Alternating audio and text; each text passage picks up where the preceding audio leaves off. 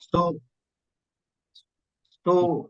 now we can start the already Akshat has introduced myself. So I just want to give some brief of the Ring Plus Aqua regarding this webinar because we acquired the Ring Plus Aqua in 2005. Post that, Ring Plus Aqua is doing very well and growing tremendously in last 5 years. The capacity of the Ring Plus Aqua is now tripled from what it was. Currently, we are at more than 10 million ring gears. So, Ring Plus Aqua is mainly manufacturing the ring gears, flex plates, and water bearings. So, if you see the philosophy of the Raymond always want to be in the top of the whatever they do in the top 3 or top 4 in India. If you see in textile, also the Raymond is the topmost in the India today. Also, in real estate, also Raymond is doing very well in the Thane sectors. So see the philosophy since beginning. So by keeping that philosophy in 2005, Raymond has acquired the Ring Plus Aqua to, increase their capacity to scale up the engineering business. Ring Plus Aqua is already was in the engineering. So to enter into the auto sector business, they acquired the Ring Plus Aqua, and now currently the Ring Plus Aqua is having almost of 72% of the domestic market share in the ring gears, and we have almost of 10% of the global capacity of the ring gears. So, and we are the whole and sole 100% supplier for the flex plate into the India and the domestic market. So that scale up Ring Plus Aqua has done already, and we have almost doubled our revenue from last 5 years. We have tripled the capacities, and we are continuing doing it. So if you see the what we are talking about, the merger and acquisitions part. So if you see to scale up more and to enter into a different business and to diversify the business, the Ring Plus Aqua, earlier Raymond has acquired the Ring Plus Aqua, and now see the Ring Plus Aqua has now become so big, and now it's able to acquire one more company, which is in a Maini. So in recently, if you heard, Ring Plus Aqua has acquired the Maini Precisions, which are mainly in the sunrising sector, which is the aerospace and the defense. So to diversify the business, Ring Plus Aqua has acquired the Maini so that we can enter into the defense, and we can diversify our business. We can mitigate the risks. We can scale up the business. So these all are the reasons of acquiring the Maini Precisions. Superb. So No, thanks a lot, Manish, for the introduction at least. I'll also just quickly introduce Siddharth. Siddharth is part of the cash flow team. He handles our partnerships. He's a strong proponent of fintech on the B2C, on the B2B side. He's had a very successful career on the fintech side as well. I mean, at Cashflow, we're really glad to have him. He's also just starting off his career on the podcast and webinar side. So, I mean, I'll hand over to him and let him charm you with his words and his questions and the webinar today. Over to you, Siddharth, and then we can maybe jump into the conversation as well. Yeah. So thanks a lot, Akshay, for the kind words. I think, look, I am intrigued by what introduction Manish just gave, and I think it's a great opportunity to probably hear his side of how he's seen the entire organization and his journey grow. So probably it will be great to probably get into a couple of those things. If that's okay, Manish, can we really get into it? Like you did speak about the M&A to begin with, but can you probably also speak about like in 2005, obviously all of us know of Raymond as like a separate company which is not into anything which say Ring Plus Aqua does, and now that acquisition, like what was the objective behind that? If you could speak on that as well, and probably then we can also touch upon the new acquisition which you guys are going through, which again is diversifying into a new industry of say defense aerospace. So how is all of this flowing in your strategic vision? And probably also speak about how does finance as a function play a strong role in this transition? yeah, thanks, Siddharth. So as I told, in 2000, Raymond already have one engineering company which is called a JK Files. Okay, so to scale up the engineering business, Raymond want to enter into the auto sector. So they acquired Ring Plus Aqua in 2005. At the time, it was a very small company, and they were having only two products. One was the ring gear, and one was the bearings. So after these acquisitions, Ring Plus Aqua has, done a lot of Ring Plus Aqua believe in the basically theory of constraint. So what we are doing the continuous journey, continuous improvement. So wherever there was a bottleneck, we try to, resolve that, and we are growing on that part. So based on that, Ring Plus Aqua has, invested into the innovations. They invested into the technology. They have upgraded themselves. They have invested into the manpower. They have invested into the, lot of other things where the customers are getting satisfied. So currently, if you see, because the philosophy of the Raymond is like that, ki where we are, we should be in top. We cannot be in the, 4, 5, 6. So currently, if you see, with this philosophy, the way the Ring Plus Aqua is growing, so we are slowly increasing. And at this stage, as of now, as I told, we are having the 72% share market share in the domestic market in India. We are supplying to almost of more than 50 OEMs over the globe. We have almost 10% capacity as of now of global capacity, which is almost of 10 millions.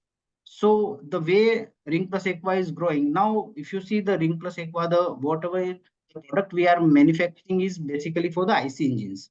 Okay, and now the market is changing. Market is moving towards the EV also, and market is moving towards the automatic, ignitions also. So to cater the automatic cars, we have developed the flex plate, which is used in the automatic cars. So in 2000, and also in 2019, we have started in greenfield manufacturing facility for the 3 millions, which was started just by seeing our demands and everything. So slowly we took the steps, and we have now at this stage we are now having the maximum market share into the India. In exports also we are doing very good. As of now, of my total revenue of 60%, we are doing the exports, and 40% we are in the domestic markets. So I just want to say one small story regarding this Ring Plus Aqua. In the last year itself, only there was a flood on the Slovenia. Okay, this is in the Europe, and the Slovenia is in a man. In that there was one company which was called in a KLS group company. So, and they are the manufacturer of the ring gears. And the maximum the European OEMs were doing their all manufacturing from that company only. And that company was totally submerged into the water, and they won't be able to do anything. So now to see the opportunity, all the OEMs come to the India, and we are able to capture their business almost of 1.5 to 2 millions of the ring gears business. We took it from them within a 2 months only. Oh, nice. Normally in the auto sectors, if you want to start a new business, it takes almost 1.5 years from the day you start it, because it's a very long process. To enter the customer is very long, and exit is also you can't, so that the customer also don't exit so immediately. So what happened ki we by our, because we have capability of in-house designs, we have capabilities of in-house teams, we have capability of bottlenecking the processes, we have capacity of the manufacturing. So in the 2 months we are able to deliver to all our products to the OEMs, and they were very happy. And because of that, they they gave us the continuous orders for the next years also. Oh, nice. So we are getting the more than 2 million orders for next year also. So this is the way the Ring Plus Aqua is working cohesively with the complete team, and we are innovating every times new technology, new machines, new processes to to improve on the bottleneck processes. No, makes sense. Manish, I think this was great, and to be honest, it makes a lot of sense when you say that you guys were essentially providing your finished products to IC engines, and now that EVs coming up in a big way, and then allied industries are coming, so that does make a lot of sense. And you also spoke about how such opportunities came your way, and you guys could probably do a lot of work, but also help us understand, like, from and since you lead the entire finance function, and you are the CFO, how did such changes where, say, for example, an example you gave of immediately say an foreign supplier or foreign buyer is coming your way and you're trying to manage all of that. How does the finance function cope with sudden rise of, say, demand? And what are the things which you had to get in to ensure that the entire operations went really fluently?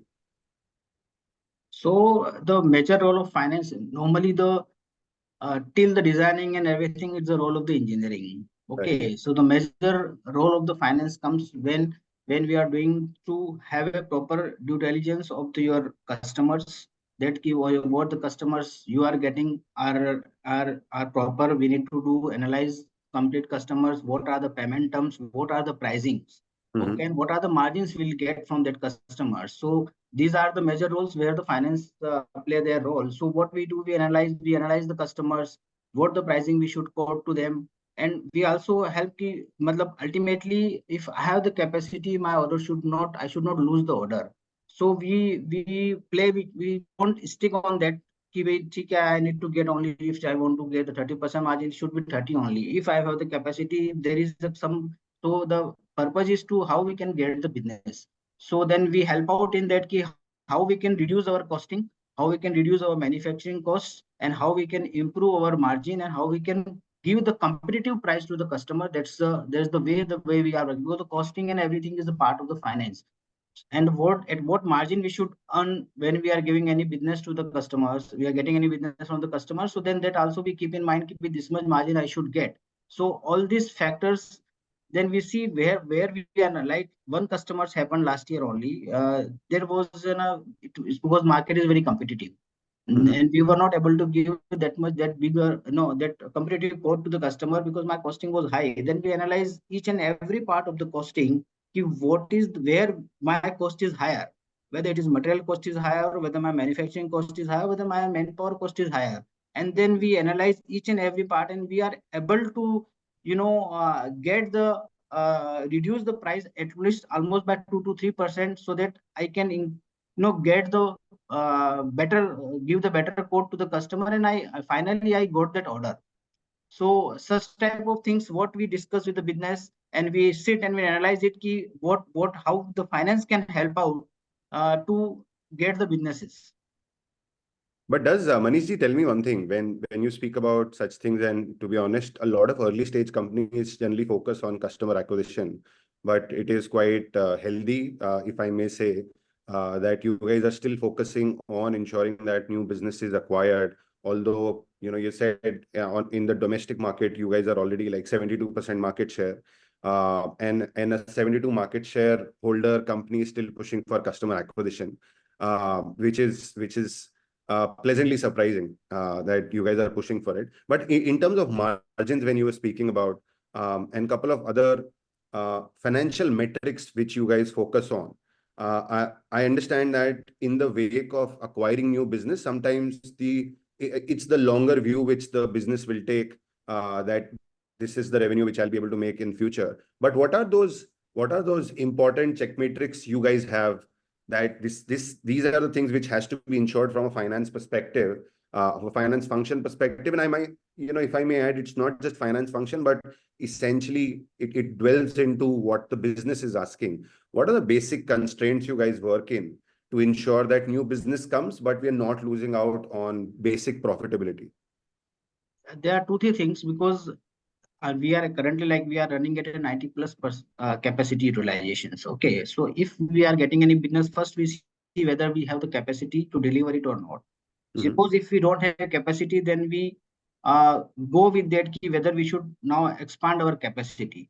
So first we do that, because now next year we are expanding by almost to 1.5 million of the ring case by seeing the requirement in the market. Okay. So then what we do, we analyze how much capex will be required from that, and what is the my payback for the capex. That's very important. Given how many times in how many days, how many months I will recover the what I am investing it.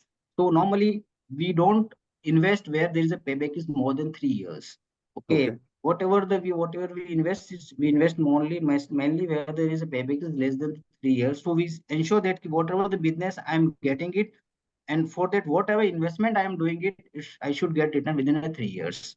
This is the first part. Second part, we ensure that two, three things. One is the margin. Second is the payment terms. And after that, then when we are giving delivery, if you see the long-term contract also, sometimes what happen ki customers, we see how the customers are associated with it. Suppose this is a short-term contract only for the 2 or 3 months, then we don't give so much price discount to them. Then customer is telling now I will continue with for the next 1 year or 2 years. Then accordingly we decide our margins. Suppose now the business is continuing with me and I have the capacity so to utilize. So we see the contribution how much I am getting, because if I have the excess capacity with me, and if I'll make with some 2% lower margin also, then it will be beneficial for me instead of keeping the capacity idle.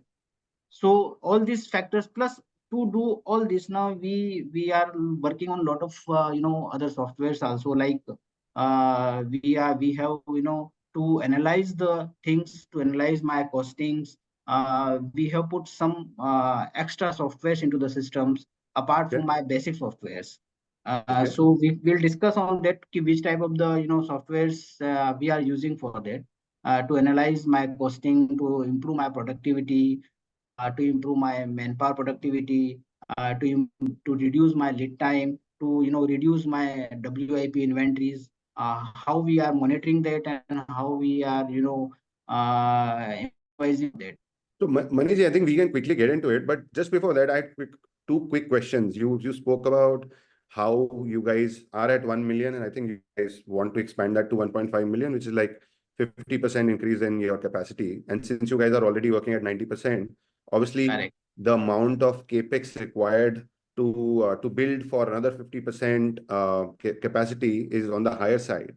And you spoke about that, you will generally have a view that, hey, can I recover the investment under 3 years? Is 3 years like an industry average, or are you guys aggressive about that number? Like, how do you guys approach 3 years as a number? That's question one. And question two was, you did speak about, while taking a call in terms of be it your contracts being long term or short term, what are the payment terms is also an important point. So in your industry, what are the payment terms, and what is it that Ring Plus Aqua generally pushes for, which essentially makes the deal sweeter for you? So these are a couple of questions, and then probably we can get into the different set of softwares which you've implemented to probably take such calls.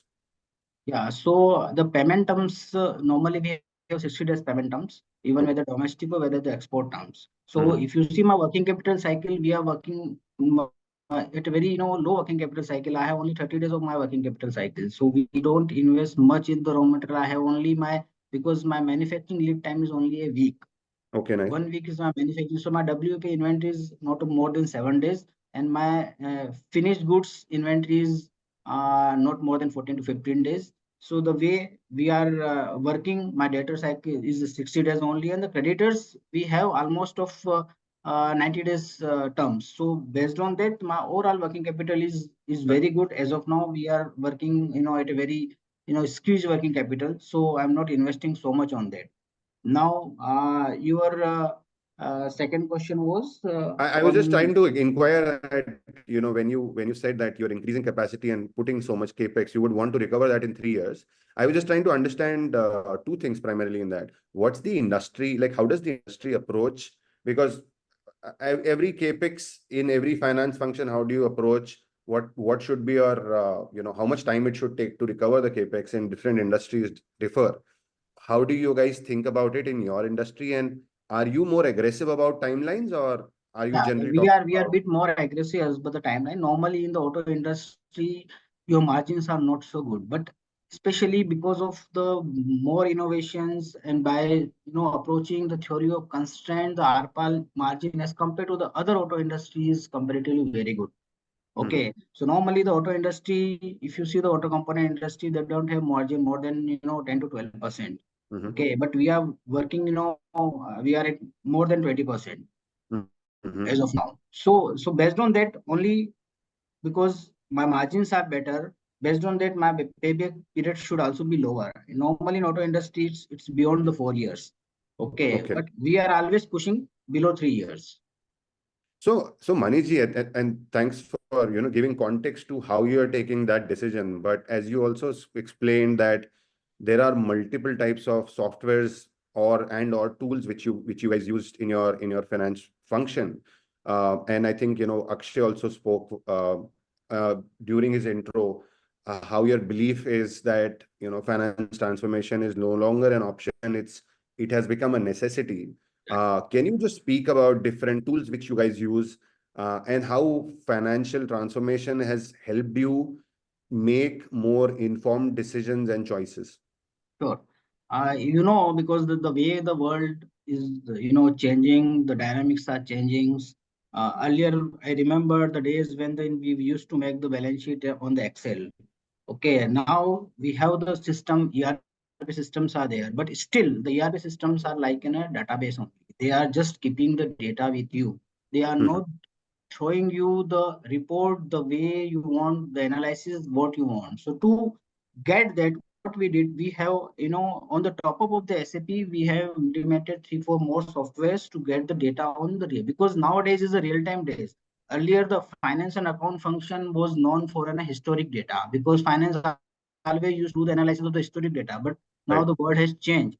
Now you have to be at a real time, whatever you are getting today in every time, it should be updated on online basis. So now it's a era of the cloud, it's the era of the digitization. So you can't do ki theek hai, last month ka I am analyzing doing analyzing this month. It's now not, you have to do the analysis of today's itself today. So the your all information, all data should be at a real time. So what we did, we have as an anyway ERP system is there. So on the top of the ERP systems, we have developed one BI tool, which is giving on the real time basis at what, at where my production is there, at which part of the production, at which stage, how much sale I did, how much order has been punched to the system. So if you I want to see today, as of now, I can see and see ki what my part is running where. If anything is getting delay, immediately I can take the action. So it Hmm. helps me to take the action immediately and rectify if anything is getting delayed or any issues is coming up, so that my overall process, my overall manufacturing process plus overall my delivery to the customer, but we can do it on a time. So that process is helping us very much. And also we have implemented an IoT, which processes for my productions. So in that, what happened ki at every stage I'm getting the productions details. So I by IoT software, we have put at each and every process is a 1 meter for calculating my energy consumption. So which process is giving how much consumption is, then we are taking the action accordingly. So these all are helping me to reduce my cost.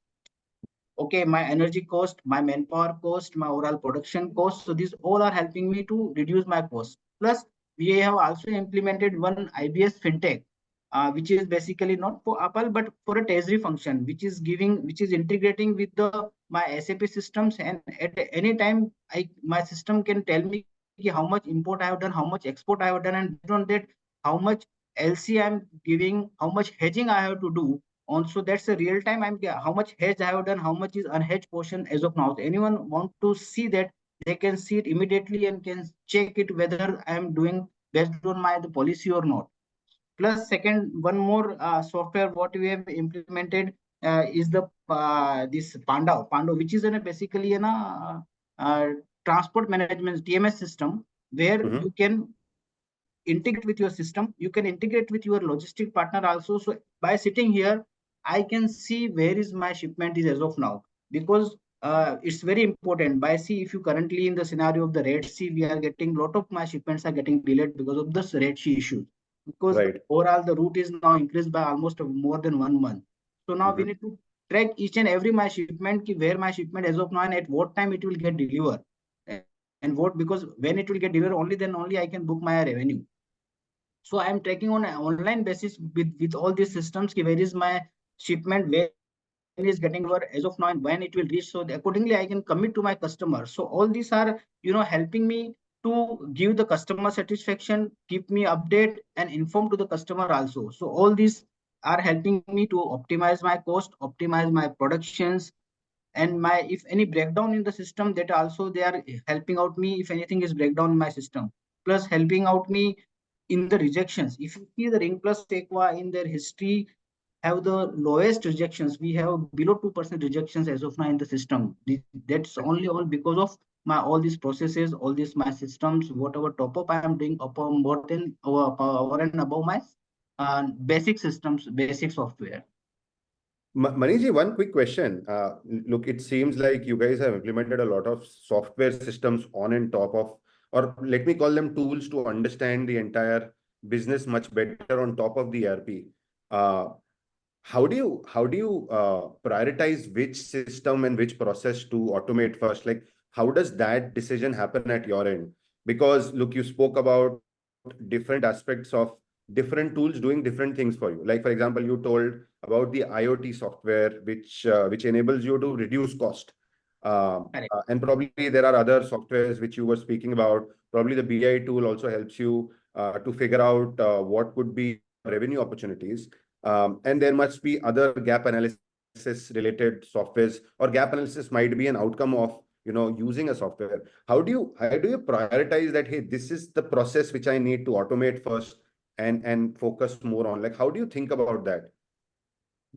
The basic purpose of thinking is ki we see two things, which is the critical process for me. Okay. Second, and where I am giving the maximum time, my manpower consumption, and where I am giving my maximum time. So, and which is critical. So, how to then both the things we analyze it, and then only we take the decision ki this system needs, this process needs to be automated first. Like manufacturing is a very critical for manufacturing company. Okay.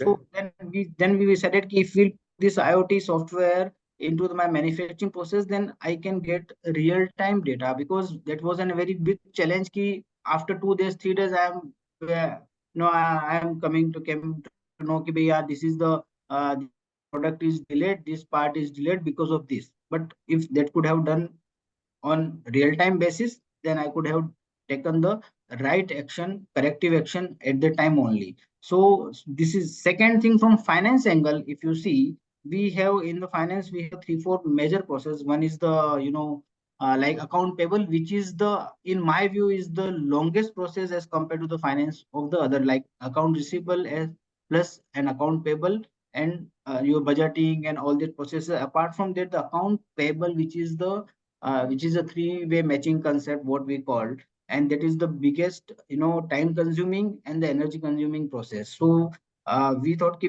we'll put automation or some top up on that my software, so that I can automate everything on that.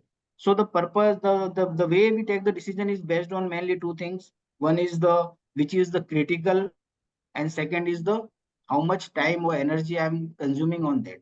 So that I can justify my top up software, my tool, whether it's worthful to put on that or not. Cool, cool. Got it. I think the amount of time we the time is just flying away with us. I think I would, before we probably come down to a couple of other questions and discuss a couple of other insights, I would quickly just want to also understand, Manishji, when you were speaking about the fact that there are so many such tools and software related activities which you guys have gone ahead and implemented, which is giving you real time access to a lot of data. And I'm sure you're doing a lot of number churning to understand it better from a management perspective. Has any of that, or how has all of that come together for you to probably do the acquisition which you were talking about? Does that help there, or is it more just business opportunity that, hey, we were doing ICE and now we are also exploring aerospace, defense, EV as the new big business opportunity? Was it primarily driven because of business opportunity, or did this entire financial transformation or digitization, if I may say, helped you take that acquisition call in any manner? It's a primarily in a business call. Okay, Okay. but to take that decisions, all these tools helped us, because whenever you are doing any acquisitions, you need to do the first analysis of that ki whether that business will be beneficial for me. Because there are two type of the merger Right. acquisition. One is there is a vertical, and second is the horizontal. Okay, Okay. so this type of, suppose if you are doing some business, and if you want to scale up that business, if you want to do an inorganic growth of that business, then that's you need to acquire a company which is similar to your business. That's we call as a vertical acquisitions. Okay. Okay. And the other one is that which is not in your current business, related to current business, which is on a different type of the businesses, which is you want to enter into the new sector, So new your one. your Okay. present acquisition So will be now a horizontal acquisition. yes, because currently we are in a it's a mix of horizontal and vertical sense, because the many is in Hmm. auto sector also. So suppose we acquire many, so many have mainly three business. One is the auto sector. They are in a small precisions Okay. products they are making it, and they are in the aerospace, and they are in the defense also. So the aerospace and defense are in a different sector, but the auto sectors are in the similar to parts are anyway different, but it's the industry is the same. So some we have some common customers. So all this. So my again I'm coming to on that key. What this all these softwares, all these tools help me. The because whenever you do any merger or acquisitions, you have to think three four things. One is whether the synergy of your that acquisitions will be your current business. Hmm. Second, how your systems ecosystems will match with that your systems of that what your company you are acquiring. Third, Hmm. whether it is a viable, whether I can turn around that business, whether my current business will be twofold, threefold in next 3 4 years or not. So to analyze that, we requires a lot of data. Okay, so currently we need the industry data also. We need my current data also. Ki what currently in which product, where I am at, what margins I am getting, what is my costing, and if suppose if I'll acquire this company, how much the synergy will happen, and where the my overall company will grow, and what the margins I will get it. So by seeing this many, if you see in the next 3 4 hours, we will be double from the current my revenue, and my margin will also improve by almost by 200 to 300 basis point. Because if you see the aerospace and defense is in a very different is a very sector where the margins are very good. And then now the government, by seeing this make in India, the government is also open for all these things. And the only there are also some differences are there between the aerospace and Hmm. auto currently. So I just want to highlight on that what is the difference in the financial planning on these both the Okay. sectors. If you see, the aerospace is in a bit capital intensive business as Right. compared to auto business. Second point is the raw material required for aerospace is higher as compared to my auto business. Third is my debtors are almost of the same.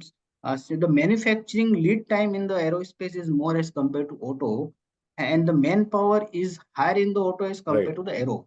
So there are a bit combinations are there between both aero and the auto sectors. So but the margins are in ROC. If you from ROC point of view, ask me, the ROC and margins are almost 5 to 6% higher as in aero as compared to the auto business. Oh, nice. Got it. Got it. Actually, interestingly, you spoke about Make in India, and I think, look, from anybody who is playing a larger role in the domestic as well as going into international markets, people like you, I think there has been like we all of us know that there's been a strong push on the Make in India initiative and China, one plus one strategy. Would you want to speak about that as well? Because look, we would love to also, in my head, I would love to understand what impact Make in India has had on the sector and specifically how that has helped, Ring Plus Aqua, as well as Raymond's, because Raymond's probably is not in the space which, RPL is, but it's still in manufacturing. Other Yes. companies doing it. How has Make in India and the entire initiative and the China policy, what are your views on it, one, and what is the impact on your business or probably the industry? Yeah, because if you see, the Raymond is 100% make in India. Right. Okay. So we are firmly believer from our my top from top management ki we are the making India, and we should boost and take the this benefit of making India and China plus one. If you see, Mhm. like I told earlier that regarding the Slovenia case, the Right. KLS company. So that is that company, why they are giving the businesses to us now. because they thought ki now we can't depend on the one company. Right. Okay, so now earlier they used to have only one company. So a lot of other companies, those who are doing the businesses in China now are coming to India also. Okay, so the China plus one concept, Make in concept plus Make in India concept, plus the way the government is boosting and the promoting the Making India, the way they are easing the businesses, the because if you see the ranking wise also the India is now it's very high as compared to the ease of business and all that. They have improved a lot of rankings. So in that case, what is happening? If you see, a lot of companies are coming into India to do the manufacturing, like lot of if you see the from the IT sector, a lot of companies are coming from like Apple is now doing the manufacturing into the India. Now if you from the auto sector, if you see the Mercedes Benz have started doing the businesses in India. BMW has now increased 50% of localization into the India. So Right. Volvo, Fords, and they have already started their R&D into the India. So lot of things. So it will help overall auto sectors also, and the auto sector will help then it because we will also get the more businesses because of that. Because the OEMs are now entering into the India, and so we will have more proper correlation with them, and we can give better orders from them. So this will help to us. Second, the if you see my we have the export and garmenting business also as in a Raymond. Right. So lot of businesses we are getting from the overseas. It's just because of the Make in India concepts, and just because of the China plus one, because their companies are now no don't want to depend only on the China. They want to have some more alternate. So now the India is the destination where they are looking, because in India the manufacturing cost is lower as compared to the other countries. Okay, and we have the good manufacturing facility, and they are manufacturing, and that we have the good manpower also, available manpower here in India as compared to the other countries at a proper at a cheap rate. So by keeping all these minds, the companies are coming into India, and the government is also promoting by easing the business, so that everyone is looking towards the India. So that's helping overall economy of the India, and the economy of the India will increase automatically. The companies, those who are in the domestic market, either whether Ring Plus Aqua or whether Raymond, they all will get benefit of that. I'm assuming that when you quoted about these large international automakers increasing their capacity in India, that would have impacted and positively impacted Ring Plus Aqua as well. So I think Make Yes, India China plus one strategy, I think, has been beneficial to you, correct, if I'm correct, not correct. wrong. Because if you see, we are now entering into the Hyundai also. We are now entering into we are anyway supplier to the Mercedes, but now because they are now starting the facility into the India, now we'll give more better orders as compared to the what we were getting earlier. Because they will also, we can directly supply in India to India, domestic to domestic. Right. So they are now not only depend on the overseas suppliers, so they can easily get the materials from the Indian market, and at a good rate also. So they will get the benefit of that. So obviously we will get the benefit of all of that. Cool. Manish, I think, look, I wanted to cover, a couple of these thoughts, which I thought it would be lovely to probably understand from you. I think Divya has put up one question. We can probably just take that.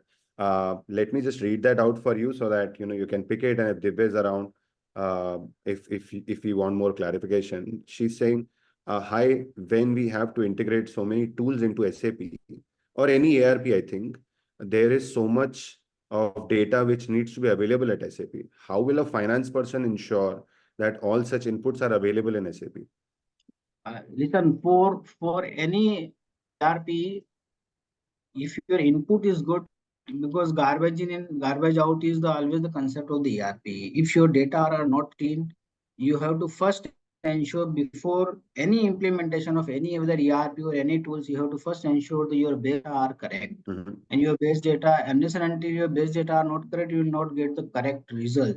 So the first things what before implementation of any ERP, the first thing is the cleaning of the data. If you have any data which are not required, we need to clean the data. If your data are correct, your because if your inputs is right, you will get a proper output of that and proper analysis of the data. So the first things what we need to ensure it your data in the systems are correct, your data in the systems are clean. Then only that the result what the tool has to be give, that the result tool will give.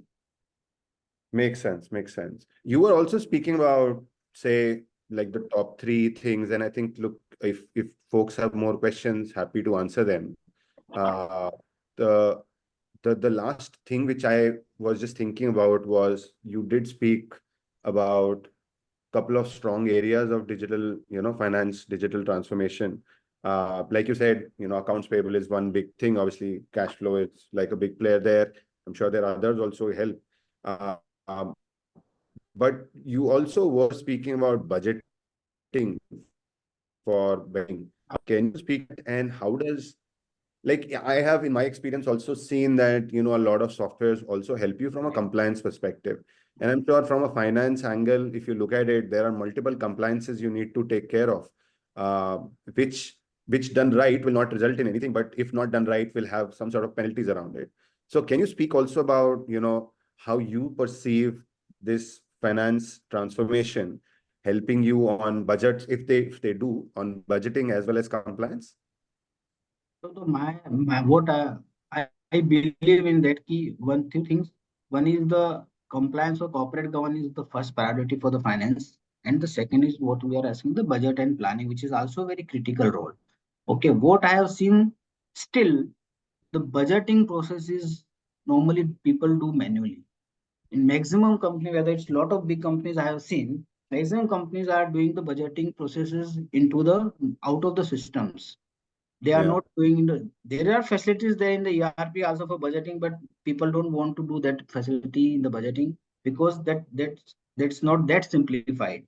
So Mhm. so if any tools which is available which can help out to automate this budgeting, this will be very critical process for any company because your whole planning, your whole next your business is always done by what the next year budget you are taking, what the planning you are doing for that, and that if that is available in the system, so that and that can give you a lot of other evolution, other parameters to see which what I how I have to do the budgeting, what should be my target, if and what should the returns I have to consider for doing this, how much investment I required.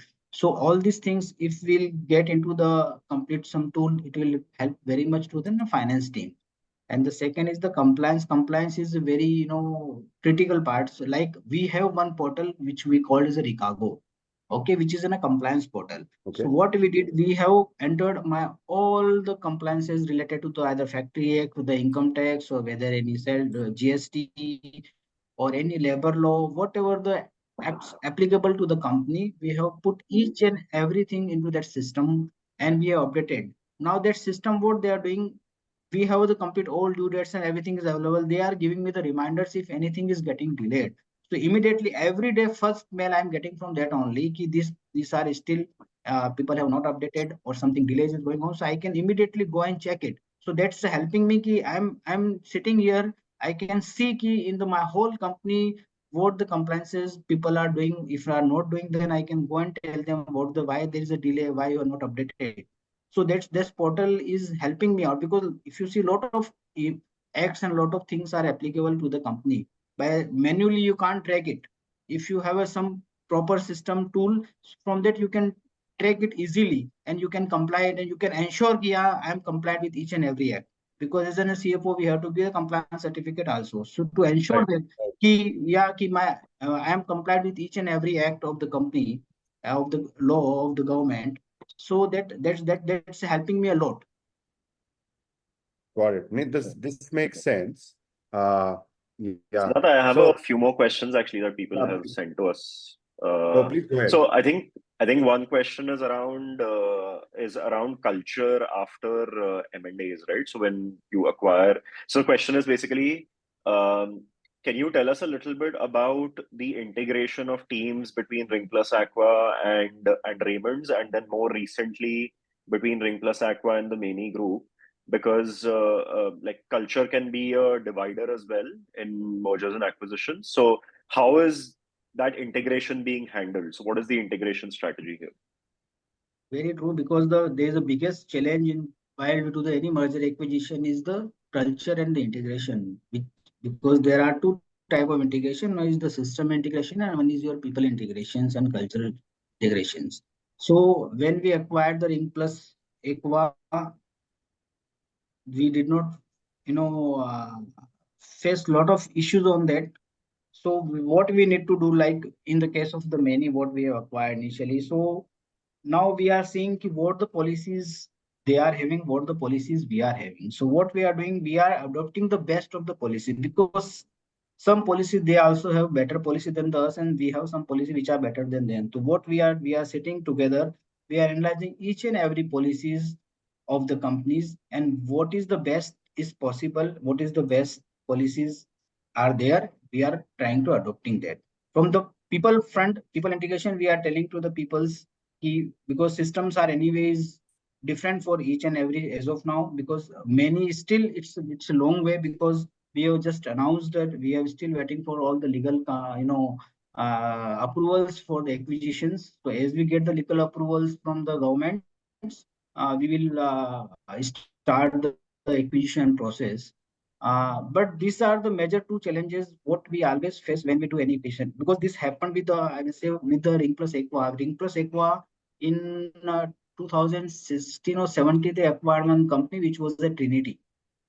Okay, they were in the auto sector only, manufacturing some component of the auto. But because we could not match the our team or integrations or systems, finally we could not succeed that acquisitions, and we sold that company again. So such type of things happen when we do the merger acquisition, and this is very critical portion of any merger acquisitions. Ki your team, your system should be integrated properly. Then only you will be able to grow it. Otherwise, you won't be able to grow unless and until your team and your people are not integrated properly to the systems. Got it. No, thanks a lot for that insight, Manishi. We have one last question, which is around.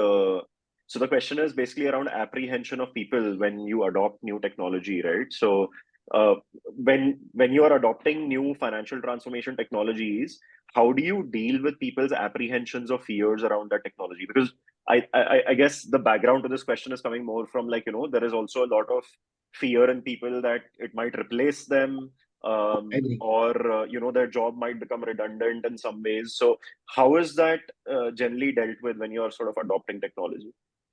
I always believe of the philosophy. Don't worry for your, you know, job because of the technology. Because people have fear because after this technology, then we don't require it.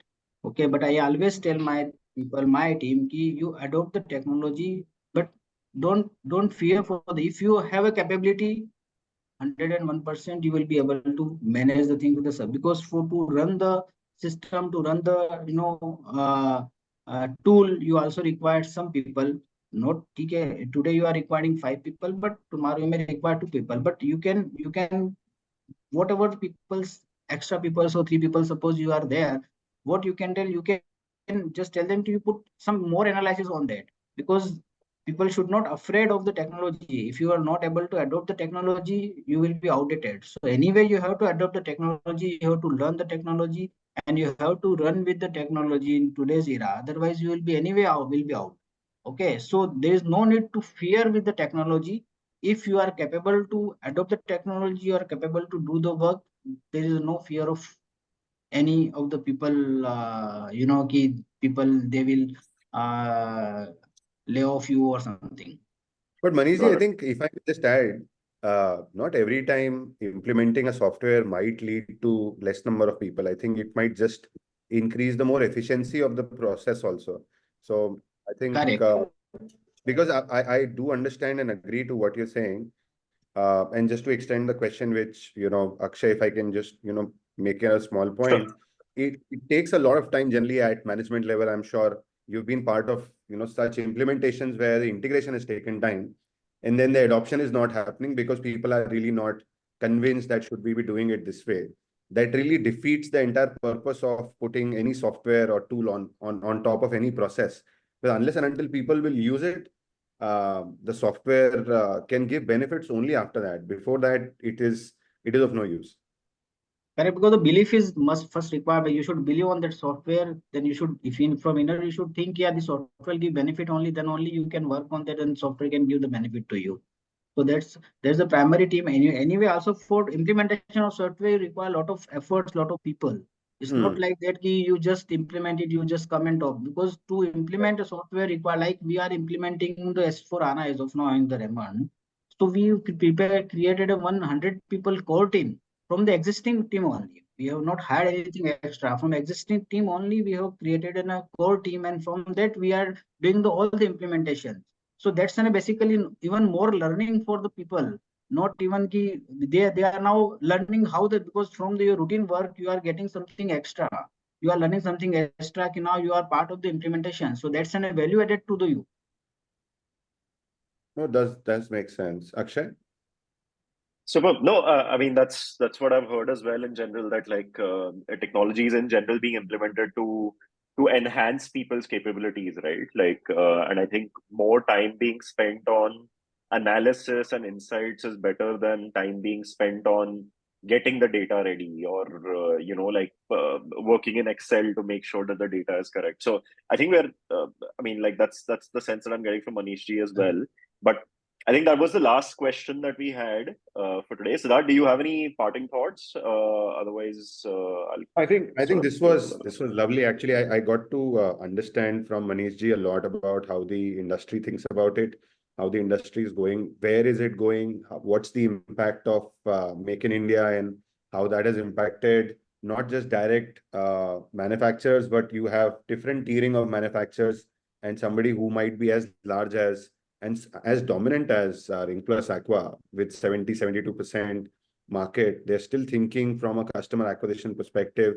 How do they increase, how do they think about CapEx? What's the break-even time?